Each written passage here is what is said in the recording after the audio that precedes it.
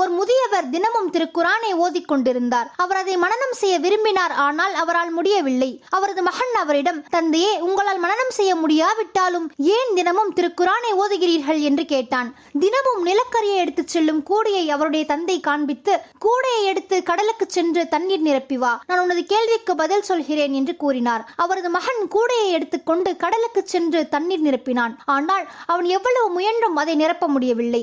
மகன் தன் தந்தையிடம் திரும்பிச் சென்று, இந்த கூடையில் தண்ணீர் நிரப்ப முடியவில்லை என்று கூறினான். அவனுடைய தந்தை மீண்டும் அந்த கூடையை காண்பித்து, மகனே, நீ எதையாவது கவனித்தாயா என்று கேட்டார். ஆம் தந்தையே, நாம் நிலக்கரியை எடுத்துச் செல்லும் கூடையின் நிறம் கருப்பாக இல்லை என்று பதிலளித்தான். அவனுடைய தந்தை தொடர்ந்து கூறினார், திருக்குரான் கடல் நீரை போன்றது. அதை நாம் எண்ணியது போல் மனனம் செய்ய முடியாவிட்டாலும் அது நம் மனதில் உள்ள அழுக்குகளை நீக்கி நமது இதயத்தை சுத்தம் செய்யத்தக்கது. சகோதர சகோதரிகளே, இன்ஷா அல்லாஹ் நம் அனைவருக்கும் தினமும் குர்ஆன் ஓதும் பழக்கத்தை தந்தருள்வானாக. ஆமீன்.